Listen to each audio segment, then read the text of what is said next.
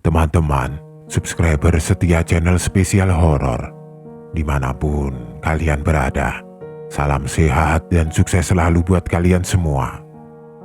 Kali ini, Mimin akan membawakan sebuah cerita horor dari akun Twitter Bagirals yang berjudul Jangan Datang di Waktu Malam. Buat kalian yang sudah penasaran dengan ceritanya, langsung saja selamat menyimak kalau kalian masih berani. Matahari bersinar sangat cerah di pagi hari, membawa kehangatan dan semangat pada semua orang untuk memulai aktivitas di pagi hari. Dan aku pun merasakan kehangatan mentari pagi dengan penuh semangat. Aku pun mulai mempersiapkan diri untuk pergi ke sekolah. Dan ya, aku benar-benar siap untuk hari ini, dan ku mulai menghabiskan sarapanku dengan penuh semangat. Setelah selesai, aku bersiap untuk berpamitan dan pergi ke sekolah. Rutinitas pagi yang sangat menjengkelkan adalah saat dimana harus menunggu angkutan umum datang. Itu hal yang kadang membuang waktu. Sesampainya di sekolah, biasanya kami para pelajar duduk di kantin melakukan banyak percakapan. Terkadang ada orang yang sibuk membuat PR, dan ada juga yang tidak sempat sarapan di rumah. Dan tidak lama kemudian, apel pagi pun dimulai. Apel pagi biasanya berjalan selama 30 menit. Tidak lama kemudian, pengumuman diberitahukan untuk siswa. Bagi siswa atau siswi yang terlibat dengan kegiatan OSIS, diharapkan sepulang sekolah hadir untuk rapat hari kemerdekaan. Dan sebagai anggota OSIS, aku sungguh tidak senang mendengar itu, karena terkadang rapat berlangsung sangat lama. Namun apa daya, keputusanku untuk ikut organisasi sudah menjadi tanggung jawabku untuk mengikuti semua kegiatan organisasi. Jam berjalan sangat lama, dan bel pun berbunyi, menandakan semua kegiatan belajar mengajar selesai. Semua siswa dengan semangat berjalan keluar gerbang, tapi tidak denganku dan semua anggota OSIS yang harus tertahan karena rapat. Dan tidak lama kemudian, rapat pun dimulai. Semua berjalan baik. Setiap orang memberikan pendapat dan masukannya masing-masing. Tidak terasa, 2 jam berlalu sangat cepat dan tiba saatnya untuk pulang.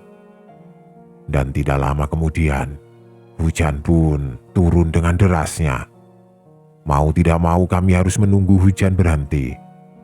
Tidak terasa, sudah 1 jam hujan turun dan tidak menandakan akan berhenti. Banyak dari teman-temanku memaksakan untuk menerobos hujan agar mereka bisa cepat sampai di rumah. Dan hampir semua anggota memaksakan diri untuk menerobos hujan karena khawatir hujan tidak akan berhenti sampai malam. Malam pun tiba. Sekolah mulai menunjukkan keheningannya. Sungguh iri membayangkan semua temanku sudah berada di rumah, dan aku di sini masih menunggu hujan reda. Aku bisa saja menerobos hujan, namun aku khawatir karena jarak rumahku sangat jauh dari sekolah. Beruntungnya di keheningan sekolah, aku tidak sendirian. Ada Meli yang masih setia menunggu hujan reda. Meli adalah temanku sejak SMP. Rumah kami juga berada di satu komplek yang sama. Dan tidak lama, azan Isya pun berkumandang. Hujan mulai reda dan kami bersiap-siap untuk pulang. Gemuruh petir nampak di langit yang gelap. Dengan semangat kami tidak sabar ingin sampai ke rumah. Mulailah kami menaiki angkutan umum. Lampu-lampu mobil di jalan membuat suasana menjadi sangat mengantuk. Aku sangat lelah hari ini, begitupun Meli. Aku melihat dia sangat kelelahan dan sesekali dia memejamkan mata dan bersender pada tangannya. Setelah beberapa menit di angkutan umum, terjadilah hal yang sangat aku benci, yaitu angkutan umum ini berhenti di depan jalan perumahan untuk menunggu penumpang. Padahal sekitar 100 meter lagi kami tiba di komplek kami. Aku khawatir hujan akan turun lagi dan angkutan umum ini tidak juga jalan karena masih setia menunggu penumpang. Karena takut hujan turun lagi, akhirnya Meli menyarankan untuk turun di perumahan itu. Meli bilang dia tahu jalan pintas ke komplek kita. Karena khawatir, akhirnya aku setuju dan kami pun turun di situ. Kami bayar pada supir dengan wajah yang agak kesal. Dan setelah beberapa meter, kami jalan angkutan umum itu pergi. Amat sangat kesal, sampai-sampai aku berkata kasar sepanjang jalan. Meli hanya bisa tertawa mendengarkan semua ocehanku. Aku bertanya pada Meli, dari mana dia tahu tentang jalan pintas di perumahan ini. Dia menjawab bahwa dia pun tidak begitu hafal, karena dia pun baru sekali lewat jalan itu. Dan dengan nada menggoda aku katakan padanya, "Kamu harus tanggung jawab kalau kesasar." Namun Meli meyakinkanku bahwa dia memiliki ingatan seperti gajah. Dan sampailah kita di jalan pintas yang Meli bicarakan. Ternyata jalan pintas itu adalah perumahan yang masih dalam proses dibangun. Dan kondisinya tidak terlalu banyak lampu jalan sehingga tampak gelap dan sedikit menyeramkan. Karena sehabis hujan, suasana begitu dingin dan jalan begitu becek. Kami terus berjalan, melewati perumahan itu dan berharap agar cepat sampai di rumah. Dan tidak lama kemudian, ada rumah besar yang mencuri perhatianku karena rumah itu begitu besar dan sangat menyeramkan. Dan jika dilihat baik-baik, rumah itu tidak tampak seperti rumah yang sedang dibangun. Namun rumah itu terlihat seperti rumah terbengkalai yang tidak terawat. Aku terus berjalan, tanpa peduli apa yang ada di sekitarku. Begitu juga dengan Meli, ia terlihat fokus ke depan dan tidak ingin melihat sekelilingnya. Setelah lama berjalan, akhirnya kami menemukan jembatan yang tidak terlalu besar. Dan tepat di seberang jembatan itu, aku bisa melihat banyak orang sedang berjualan. Perasaan lega karena akhirnya bisa melewati perumahan itu. Kami pun terus berjalan, melewati jembatan. Sesampainya di seberang jembatan, kami memutuskan untuk membeli bakso untuk mengganjal perut kami yang sangat lapar sejak diangkot. Baksonya sangat enak dan hangat di perut. Setelah selesai kami membayar dan meminta izin untuk beristirahat sejenak di tempat tukang bakso itu. Dan abang tukang bakso itu memulai percakapan dengan kami. Abang bakso itu bertanya, "Kalian kok berani lewat situ?" Aku menjawab, "Iya pak, baru pertama kali." "Oh, pantesan baru pertama lewat situ. Kalau saya sudah 2 kali pak. Waktu itu sama almarhum kakak saya." "Kalian tahu tidak? Tidak ada warga sini yang berani lewat jalan itu." Karena penasaran, kami pun memintanya untuk menceritakan tentang perumahan itu. "Iya, di perumahan yang tidak jadi-jadi itu banyak yang bunuh diri. Terus juga ada rumah gede yang dijadikan tempat pesugihan. Banyak yang lewat situ suka melihat cewek lehernya seperti mau putus. Terus banyak suara cewek ketawa. Abang sendiri pernah lewat rumah gede itu, Neng. Terus ada yang lemparin abang pakai batu kecil." Mendengar cerita itu, aku dan Meli merasa sedikit cemas dan tidak nyaman. Lalu si abang bakso itu berkata, "Terus kalau mau tahu juga, itu jembatan yang kalian lewati itu banyak yang bilang pembatas antara dunia manusia sama dunia setan." Dan karena semakin takut, aku memutuskan untuk mengakhiri pembicaraan. Kami membayar baksonya dan segera melanjutkan perjalanan. Dan aku benar-benar lelah dan ingin sampai rumah. Dan sampailah kami di komplek. Kami pun berpisah di persimpangan dan aku sempat berkata pada Meli, "Jika besok aku tidak sekolah maka aku sakit." Meli pun mengatakan hal yang sama.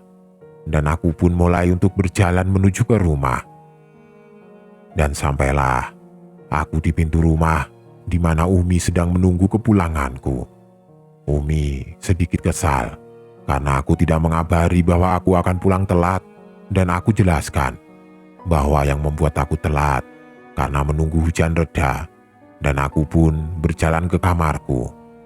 Namun, ada yang aneh.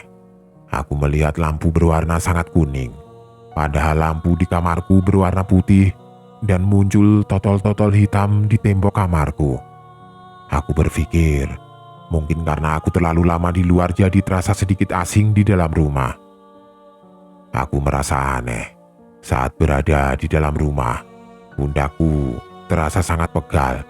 Aku pun berjalan ke ruang tamu dan terasa sama seperti yang aku rasakan di kamar. Akhirnya, aku pun memutuskan untuk tidur. Aku pikir dengan tidur akan mengembalikan keadaanku. Dan keanehan pun dimulai. Aku terbangun. Aku tidak tahu pasti jam berapa, namun totol-totol di tembok kamarku semua bergerak ke arah langit-langit. Mereka bergerak mengelilingi lampu. Tidak lama, ada seseorang datang membawa daun pisang dan menyuruhku membuat baju dari pisang itu. Aku tidak merasa aneh, karena aku pikir aku sedang bermimpi. Orang itu menungguku membuat daun pisang, namun aku tidak tahu bagaimana caranya. Lalu aku bertanya pada totol-totol di langit-langit, mereka mengacuhkanku. Dan saat sadar, aku terbangun dalam keadaan sedang duduk, dan aku sadar itu bukan mimpi. Lalu dengan cepat aku berlari ke ruang tamu, dan abahku biasa tidur di ruang tamu. Dengan berdebar-debar, aku berpikir yang aku lakukan tadi mimpi atau nyata. Kalau misalkan itu mimpi, mengapa aku ada dalam posisi duduk saat terbangun? Lalu azan subuh pun berkumandang. Saat ingin sholat subuh, badanku sangat lemas dan pusing sekali. Saat umiku memegang kepalaku, dia tahu bahwa aku sedang tidak sehat. Dan akhirnya Umi menyuruhku untuk tidak sekolah. Umi pun menitipkan surat pada Meli dengan keterangan sakit. Umi memberi obat untukku dan menyuruhku untuk istirahat total hari ini. Tidurlah aku setelah minum obat. Setelah itu, Umi bilang padaku bahwa Umi harus mengantar adikku pergi sekolah dan akan pulang jam 12 siang nanti. Dan tinggallah aku berdua dengan abahku yang masih tertidur. Saat aku ingin tidur, aku mulai memejamkan mata dan ayahku ke kamar dan memegang kepalaku dengan mata tertutup. Aku berkata, "Sudah Tubah, tangan abah dingin." Dia menyentuhku lagi, dan dengan nada sedikit tinggi aku bilang, "Kalau dipegangin terus, mana bisa tidur?" Lalu, ayahku sepertinya berjalan keluar dari kamar, dan iya, aku mencoba untuk tidur. Tidak lama kemudian, umiku menelponku dan menyuruhku membangunkan abahku jam 10 karena abahku harus berangkat ke Jakarta. Lalu aku bilang bahwa abah sudah bangun dari tadi. Lalu aku mencoba tidur kembali. Akhirnya, aku tertidur selama beberapa jam, dan saat aku bangun tidak lama umiku pulang. Dan abah berbicara dengan nada yang agak keras. Abah kesal karena tidak ada yang membangunkannya, sehingga abah telat bangun dan gagal pergi ke Jakarta.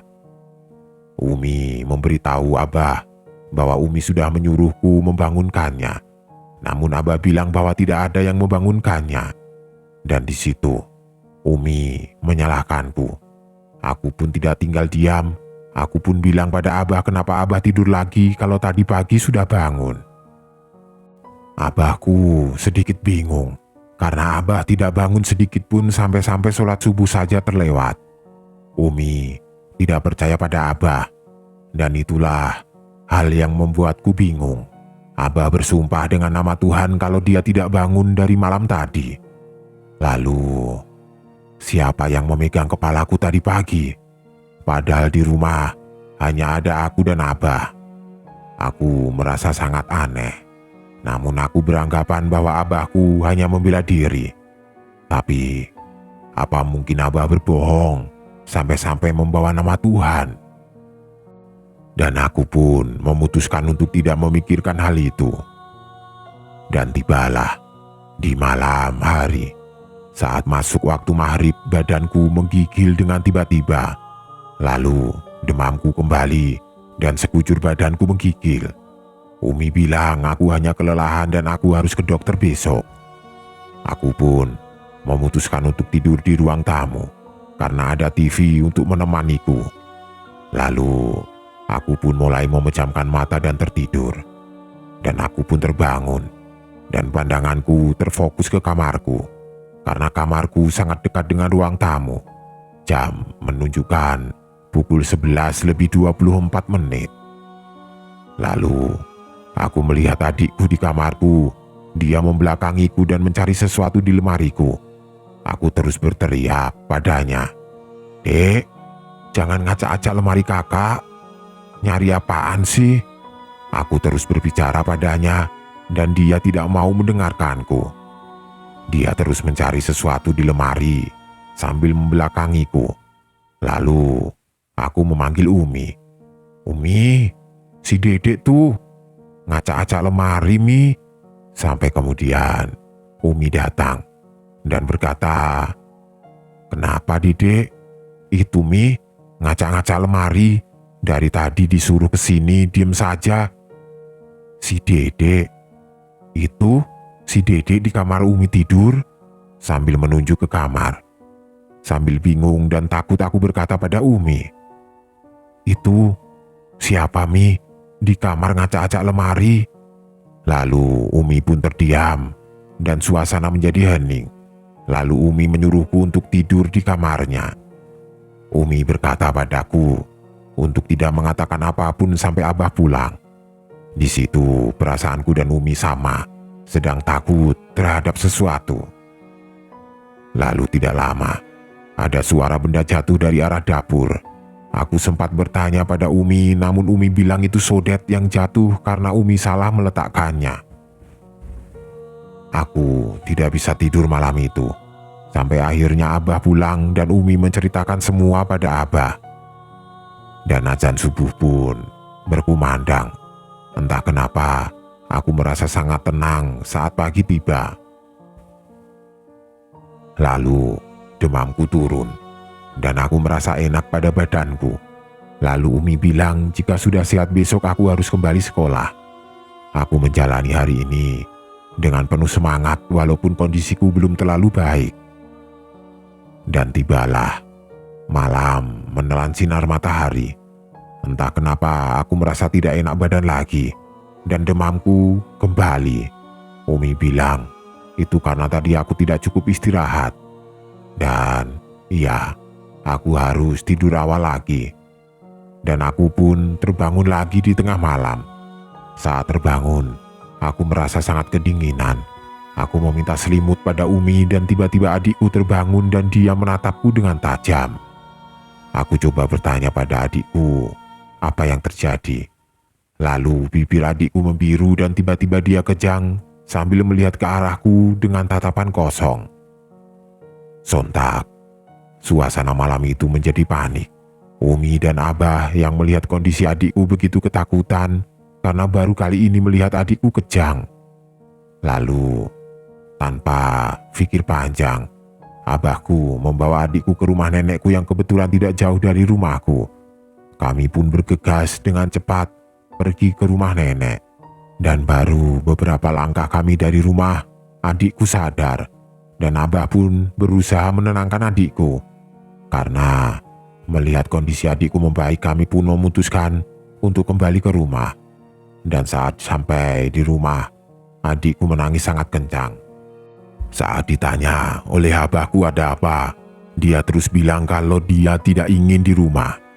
Karena kasihan padaku, abahku bertanya mengapa adikku berkata begitu. Lalu dia menunjuk ke arah kamarku. Dia bilang, "Ada anak kecil yang selalu meludahiku saat aku tidur, Bah." Kami semua pun kaget dan bingung. Tiba-tiba suasana menjadi mencekam. Abahku yang tahu ada hal tidak beres yang sedang terjadi. Lalu Abah memutuskan untuk sholat untuk menetralkan malam ini. Karena tidak hanya aku, Umi pun merasakan hal yang aneh di rumah ini. Tidak terasa, sudah hampir 1 minggu aku sakit dan tidak masuk sekolah. Karena melihat kondisi fisikku yang semakin kurus, Umi sedikit khawatir. Akhirnya Umi memutuskan untuk membawaku berobat ke rumah nenek. Karena nenekku tergolong orang pintar dan biasa menyembuhkan orang-orang yang terkena penyakit di luar dunia medis. Dan Umi dan aku pun memutuskan ke rumah nenek sehabis asar. Sesampainya di rumah nenek, Umi mulai menceritakan tentang kondisiku. Akhirnya, nenek mulai melihat ke dalam air di gelas sambil membacakan ayat-ayat. Setelah melihat air itu, nenek bilang bahwa ada sesuatu yang jahat berada di belakangku. Semua yang ada di rumah nenek pun kaget dan mendekat padaku dan Umi. Nenek bilang, harusnya dibawa dari kemarin-kemarin. Iblis ini sudah betah di badan kamu, sambil menunjuk ke arahku. Lalu Umi meminta nenek untuk menolong aku agar iblis itu pergi. Nenek bilang, untuk saat ini nenek belum bisa mengusir jin itu karena kondisi nenek sedang tidak sehat. Jika memaksakannya, nenek bisa drop karena energinya terkuras oleh iblis itu. Akhirnya, nenek memberikan doa-doa untuk kubaca setiap menjelang malam. Di antaranya, aku harus banyak istighfar dan selalu mengingat Tuhan. Namun nenek juga bilang untuk mencoba ke orang pintar lainnya. Dan Umi pun memutuskan membawaku ke rumah Pak Ustadz di sebelah rumahku. Dan pergilah kami ke rumah Pak Ustadz. Saat sampai di rumahnya, kami disambut oleh istrinya yang sangat ramah. Disuruhlah kami menunggu karena Pak Ustadz sedang sholat. Tidak lama kemudian, Pak Ustadz keluar dan terus memandang ke arahku. Kami pun menyambut Pak Ustadz dan alangkah terkejutnya aku. Tiba-tiba, Pak Ustadz terus menatapku dan tidak menghiraukan Umi yang ada di sebelahku. Karena merasa tidak nyaman, aku memalingkan wajahku lalu aku dibuat kaget karena Pak Ustadz berteriak kepadaku. Makhluk laknat, tempat kamu bukan di sini, tempat kamu di neraka jahanam. Aku benar-benar takut saat Pak Ustadz bicara seperti itu. Dan tidak lama dia memegang tanganku dengan kencang sambil membaca doa-doa. Tiba-tiba, aku merasa aneh. Aku melihat sekelilingku berwarna kuning. Dan totol hitam yang ada di kamarku tiba-tiba ada di dinding rumah Pak Ustadz. Dengan perasaan yang sangat takut, aku berusaha melepaskan tanganku dari Pak Ustadz. Umi mulai panik dan mulai membaca doa-doa. Pak Ustadz berteriak lagi kepadaku, pergi atau aku bakar kamu jahanam. Hal aneh pun terjadi lagi. Tiba-tiba rumput tumbuh di seluruh badanku. Aku menangis dengan amat sangat. Takut.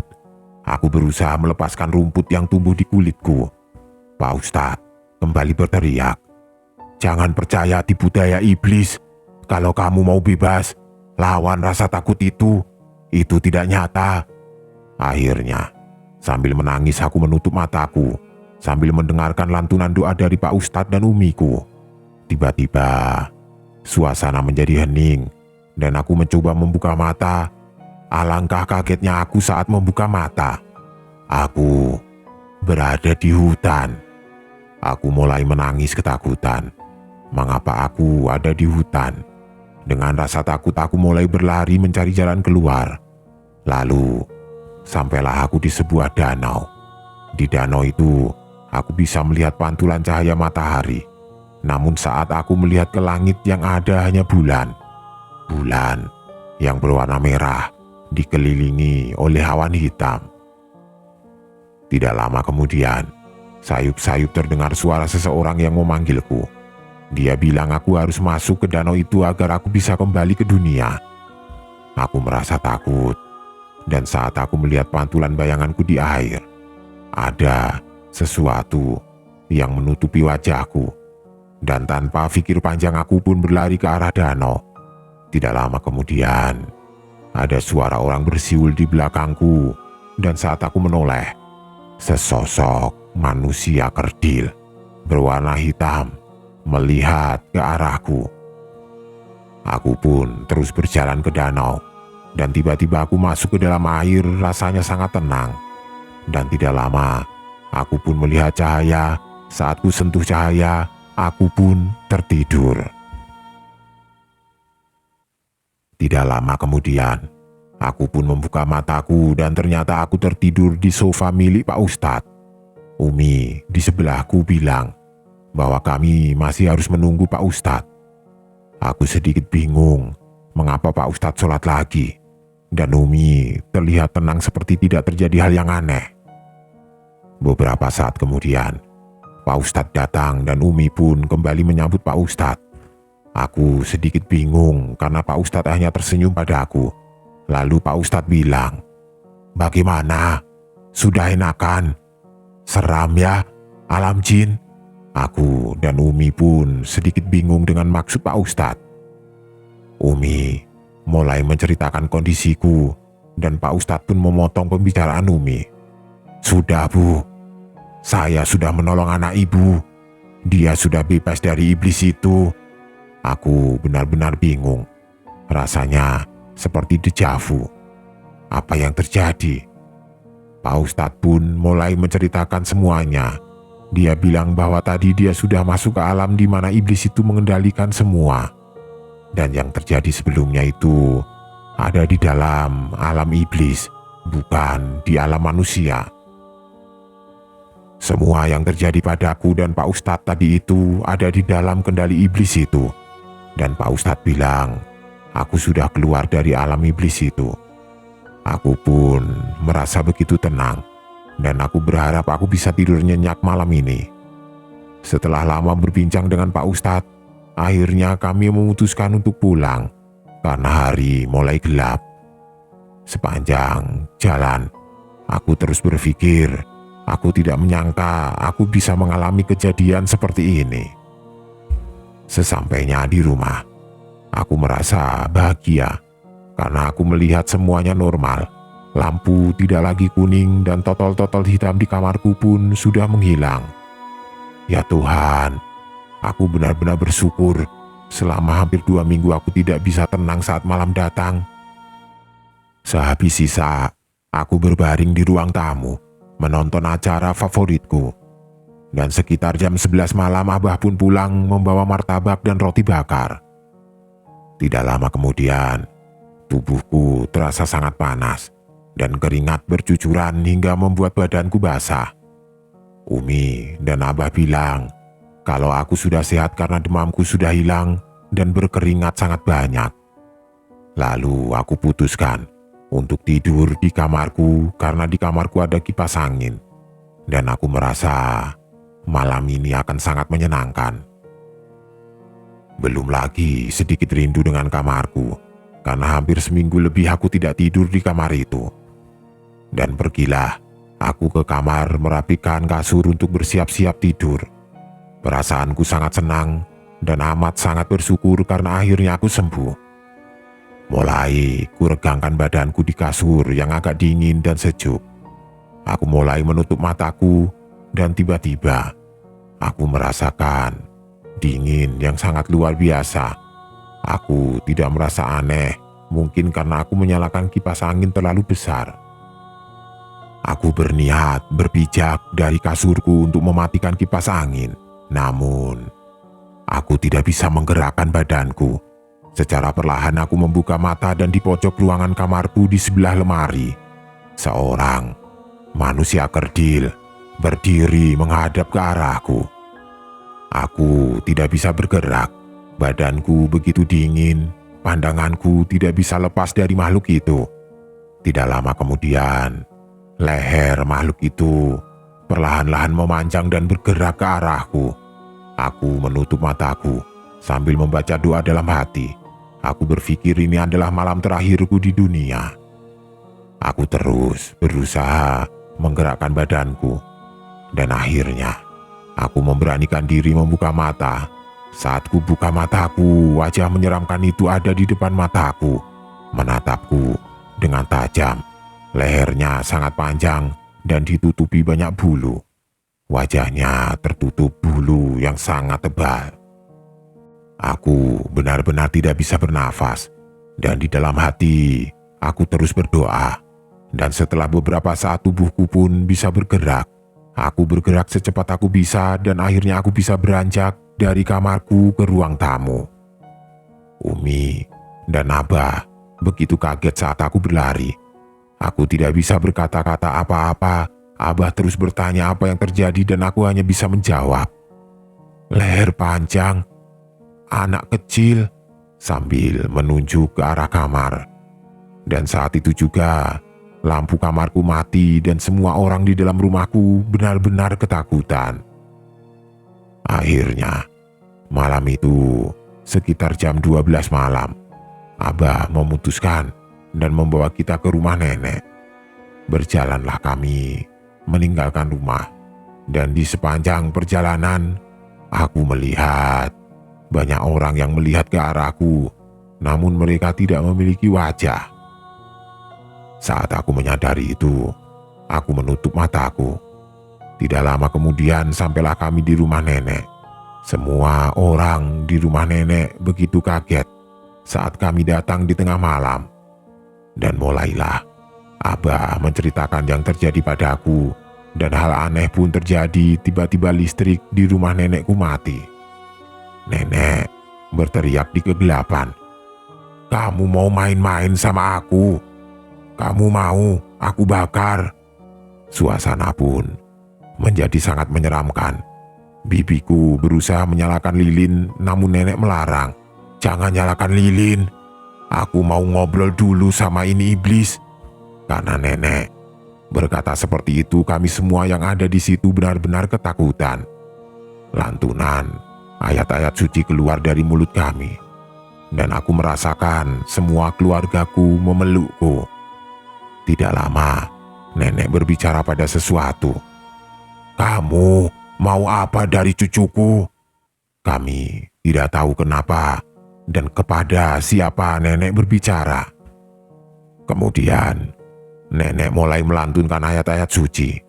Tidak lama kemudian, dalam suasana yang amat sangat gelap, ada sesuatu yang dingin memegang tanganku. Nenek bilang, "Jangan takut." Dan lampu pun kembali menyala. Saat menyala, alangkah terkejutnya aku bahwa hanya ada aku dan nenek di ruangan itu, sedangkan yang lainnya tidur di sekitar kami.